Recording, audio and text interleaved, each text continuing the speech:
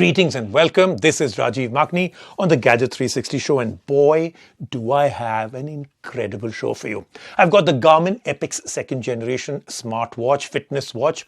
I would say that, maybe other than the Garmin's own Phoenix series, this may be the world's best sports smartwatch. AMOLED touchscreen, follow-up to the first Epic launched back in 2015. Extremely accurate sensors, beautiful screen, fantastic features, and if you're an athlete, a runner, or anything that you do for fitness, this is a must get. Then we move on to the Sony SRS-NS7. How difficult are Sony names to even take? Now, this is a neckband speaker that sits around the user's neck, provides a person's audio experience without the discomfort of headphones. Excellent performance while watching shows and movies, extremely comfortable for long hours, but is it everybody's cup of tea? We'll find out. Then we move on to the Logitech MX Keys Mini little keyboard, smaller version of the MX Keys. It has dished keys to make your typing more accurate. Scissor switches provides great feedback for comfortable typing. Incredible battery life. You'd use it mainly with Bluetooth. That's pretty much all you need. And then we move on to the Sennheiser HD400 Pro. Open back headphones. They're meant for audio mastering. Extremely pristine and accurate sound. You'll hear exactly how the music was actually recorded, how the performer wanted it to sound. Priced at $21,990. So lots happening on the show. Let's get started. The first update of the year for Cyberpunk 2077 is exciting. It brings the much awaited patch which helps the game take advantage of the capabilities of the next-gen consoles, Xbox Series X and PS5. With the update, there will be two modes available to the player. First is the performance mode, where the player will get smooth 60 FPS gameplay and dynamic 4K upscaling. The second one is a ray tracing mode, which, as the name suggests, add ray traced graphics to the gameplay, while the frame rate is capped at 30 FPS. Another positive update: after the game started getting positive reviews ever since the critical bugs on the game received some major fixes. Sony has revealed the new Link Buds, a pair of TWS with a very unique design. The earbuds have been designed with a hole in the drivers, which essentially gives them the shape of a donut to enable the ambient noise around the user to reach their ears. The earbuds stay in the ear with the help of arcs that take support of the inside of the ear. The controls can be performed by tapping the section of the skin right in front of the ear. The earbuds offer 5.5 hours of playback, and the case adds 12 more hours to it. They are priced just under $180, and the price and availability for India are unknown. Our top story today is the Garmin Epix second generation fitness smartwatch. Like I said right in the beginning, may well be one of the best smartwatches, fitness watch hybrids in the entire world. I think the Garmin Phoenix series may be the best, but imagine two of them both come from Garmin. Familiar, impressive design, built like an absolute tank. This is a super beast. Comes with two versions, a heavy stainless steel version and a lighter titanium version. Has buttons on the side to control the watch along with the touchscreen. You can use the touchscreen if you want to go out for a fitness activity. You can disable it. It can do it automatically also. So lots of things that work out there. Comes with a 1.3-inch AMOLED touchscreen. In Garmin watches, this is one of the best screens I've ever seen. Screen is very sharp, resolution of 416 by 416 pixels. Bright enough for even harsh sunlight. Go running out in Rajasthan in the desert with sunlight, you can still see it.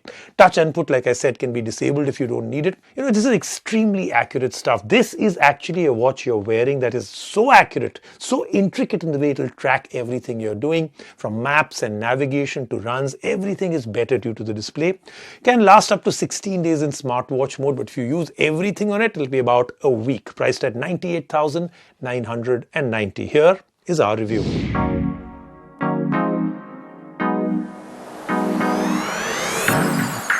Garmin, a brand synonymous with athletes, ultra runners, marathon runners, swimmers, and hikers. That is all because of the fact that their products are the front runners, pun intended, of tracking metrics regarding fitness, wellness, and movement of the people who wear them. One of the latest ones to be added to these front runners is the second gen Epix. The first gen Epix was introduced in 2015, a rugged GPS mapping watch with a high-res touchscreen. With a name like that is bound to bring something epic. Let's find out just exactly what it is. Starting with the design, this is something we're familiar with. It is the same impressive dial design. The watch is round with multiple buttons on the sides. The dial is just as tough as the machine screws on the bezel make it seem like. There are two available versions of the 47mm dial, a stainless steel bezel in the rear case with strengthened glass on the front, weighing 76 grams. The other version is a more premium titanium bezel and casing with sapphire glass on the front, which weighs less at 70 grams. And the entire casing in both cases comes in sealed with a 10 atmosphere waterproof rating. Now let's talk about the display. It is a 1.3-inch touch-enabled AMOLED display with a resolution of 416 by 416 pixels. It is extremely bright, colorful and responsive. Using under heavy sunlight is never an issue. It can stay always on during workouts and at all of the other times as well. The display is an extremely nice one, and even so, Garmin has made sure that the touch input can be disabled by the user if the need arises during marathon. And for the times you do use the screen, which will be plenty, it will be responsive and invisible at all times. The UI is similar to most Garmin watches with all the widgets and apps. One can use the buttons to go through them or use simple touch, swipes and taps on the screen for the same. The touchscreen adds simplicity for those who are not familiar with the Garmin watch, while also being a small further convenience for the Garmin veterans. Apart from this, notifications are quick and prompt as always. The Garmin Connect app manages the settings of the watch along with providing the user with an extremely detailed and intricate view of their fitness and wellness metrics. One can add more community developed apps and watch faces through the Connect IQ app. Now let's talk about the most epic part of the watch, its tracking. There are 30 different tracking profiles which sets up separate metrics for multiple kinds of workouts. For runs, the navigation through maps is enriched with colored landscapes which are easy to navigate through, all because of the new display. The watch can tell what kind of terrain is coming up so the user can accordingly split their runs. There is the stamina feature which uses a combination of metrics and body battery stats to find out what is the level of stamina left in the user and accordingly helps the runner devise a strategy for the run. The sensors for heart rate, SpO2 and sleep tracking are accurate like we've come to expect from Garmin. As for battery life, the watch will last for 16 days in smartwatch mode, which is cut down to 6 days with always on display enabled. If all the satellite and GPS features are used, it will still last for 32 hours and 20 hours with always on display enabled.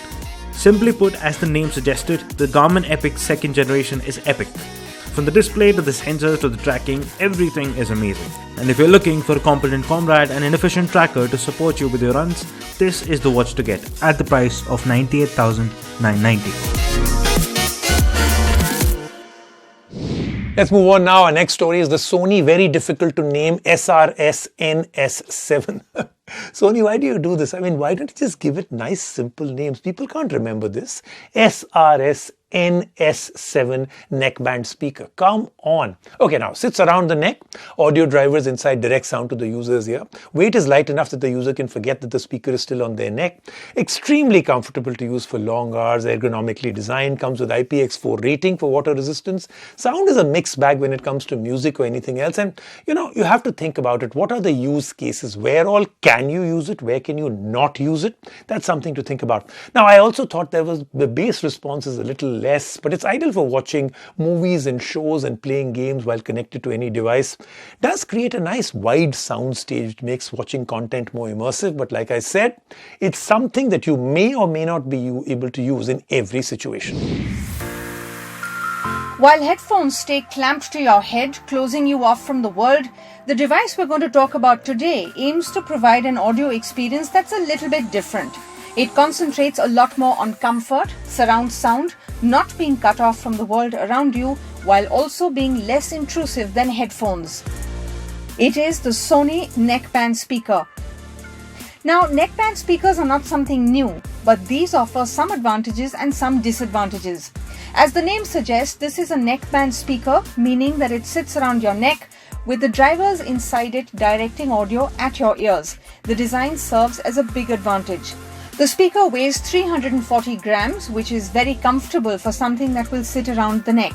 After keeping them on for a while, one might even eventually forget that they're even there. And since they're not constantly clamping at your head, you can have them on for as long as possible without ever feeling it. The controls on the speaker are located on the inside of the left and right sides of the speaker. The spot is mostly the same as where your shirt collar would be, so accessing the buttons is ergonomically easy. The speaker also has an IPX4 rating for water and dust resistance, so it can survive small spills of water. The sound on the speaker is produced by two 33mm drivers that fire sound upwards towards the ears and two passive bass radiators which fire the low-end frequency downwards. While the design was an advantage for comfort, it is a disadvantage for sound. The angle at which the sound meets your ears is 90 degrees, which is not really the best, as only a part of the sound is actually reaching our ears. Therefore, what you hear is not as good and immersive as what you would hear with a pair of headphones. And the bass radiators, while present, are not that effective in adding a significant thump to the sound.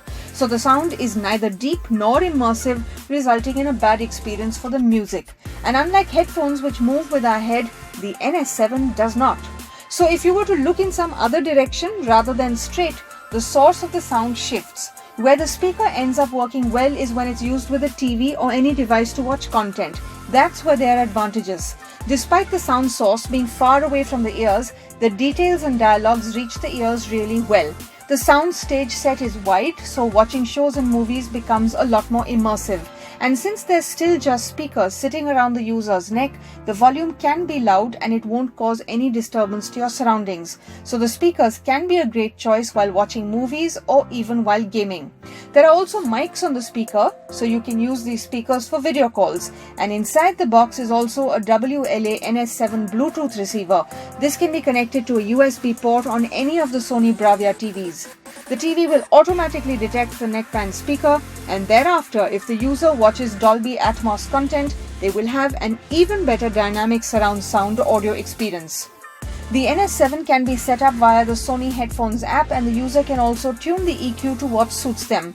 As for battery life, the speaker lasts for 12 hours on a single charge as advertised. The Sony SRS-NS7 neckband speaker come with a set of advantages and disadvantages which make the use case for them pretty clear. If you want to enjoy a more personalized audio experience for your movies, shows and games, all of this while avoiding the intrusiveness of headphones, the NS7, even at the price of 22,990 rupees, are for you.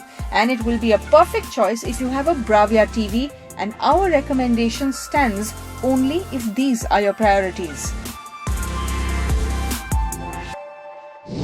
Next is a cute little thing but really has a lot of potential and can really be a lifesaver, the Logitech MX Keys Mini. A lot of you will use it with your tablets. Smaller version of the MX Keys follows a very minimal, simple approach for its design. The angle at which it sits cannot be adjusted, which I think is a pretty sad thing because this is what you need. It looks like it's made of aluminium, but it's actually textured plastic. Still, the build is very, very solid. Keys are concave in the middle, so you can get to type on them without making any real mistakes. The keycaps are fantastic. Scissor switches are excellent. Works with a Bluetooth connection. Has no option for a wired input and priced pretty well too.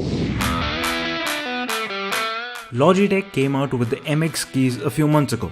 A low-profile keyboard with dimple keycaps and scissor switches underneath, all meant to achieve faster and more comfortable typing. Today we are reviewing the MX Keys Mini, a smaller version of the same keyboard with the numpad cutout and integrated directional keys. It comes at the same price and brings the same features. And in this segment, you will find out if it is worth spending your hard-earned money on it or not. The MX Keys Mini goes for the minimal and simple approach. It seems to be going for the Apple Magic Keyboard aesthetic while keeping itself at a safe distance from it. And to be honest, it is not only at a safe distance but also much better in many ways.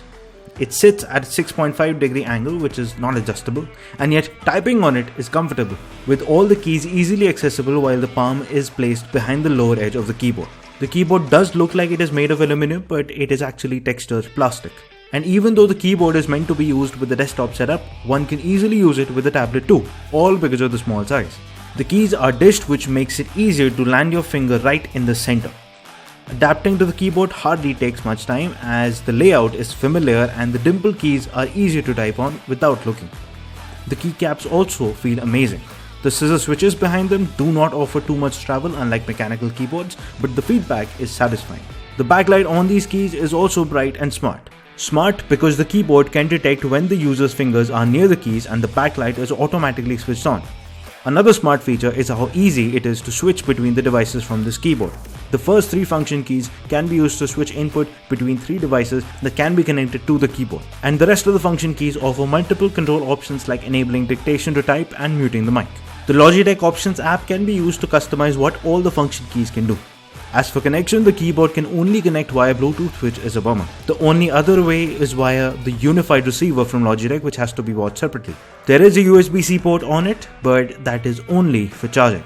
And you won't need to do that a lot, even with the backlight on, as the keyboard offers incredible endurance. If you use the keyboard a lot throughout each day of the week, you will need to charge it once over the week at the very most. The Logitech MX Keys Mini is a beautiful, minimal, small keyboard that is easy to use and comfortable to type on. It also offers some convenience features on top of everything. It does come at a premium price of $12,995, which is expensive. And even though you do not need to spend this much money on a keyboard, if the conveniences and design speak to you, plus if you type a lot, the MX Keys Mini will be the keyboard to get. Let's take a quick break right now on the Gadget 360 show. When we come back, lots more reviews and gadgets.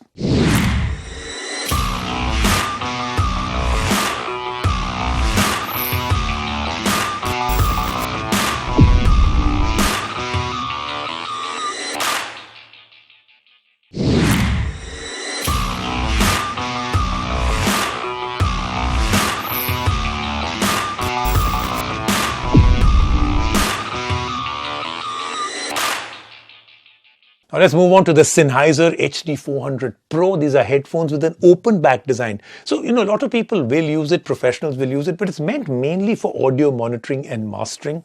Weighs just 240 grams, much lighter than they actually look. These look like super professional big ones.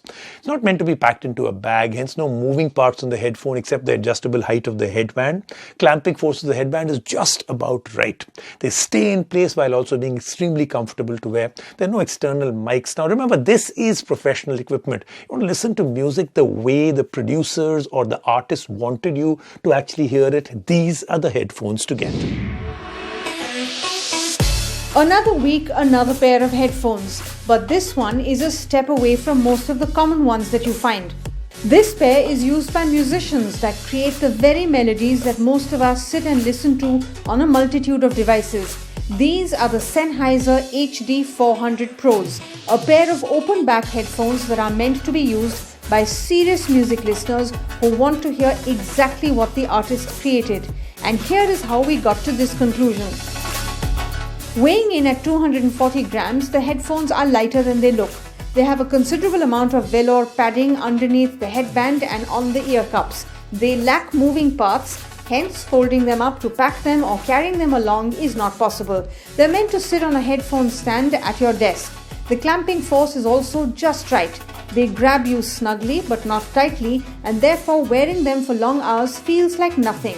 The over-the-ear design also helps with comfort. The headphones sport an open back design which differentiates them from the common closed back headphones in two ways. The sound is much more accurate and they don't overheat even during the longest monitoring sessions when connected to high-powered equipment. The headphones are wired and come with two detachable cables.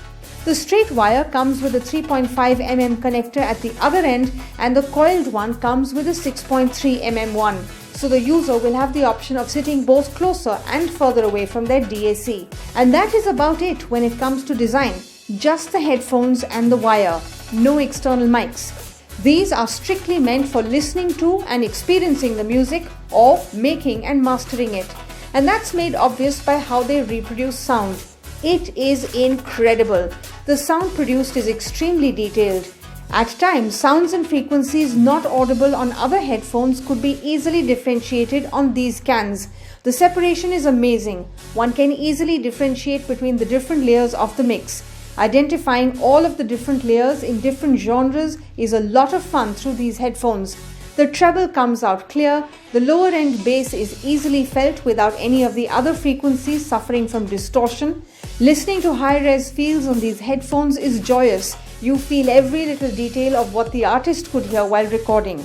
This is how the open back design helps. It helps in setting up an incredibly wide and varied soundstage, and the sound that comes is accurate, real, and exactly what a music fanatic would want to hear. That's the advantage of using a pair of headphones meant for mastering music. Closed back headphones may offer punchier sound, but that will always lack accuracy and have distortion in the details. And all of the great sound will only be made possible with a high quality DAC. And for everything that the Sennheiser HD400 Pros do, they are priced at 21,990 rupees. This is a great price for a pair of headphones which are amazing with their sonics and incredible on comfort, and hence they will be our firm recommendation for any music fanatic looking to enhance their experience, given that you are willing to get or already have a good quality DAC. That then was the Gadget 360 show for this week. We are chock-a-block with a great amount of gadgets. We tried to bring more into this show. We couldn't. So lots of them coming next week. And of course, next week we've got a whole lot more new launches in lineup. So do join me, Rajiv Makhni, on the Gadget 360 show next week.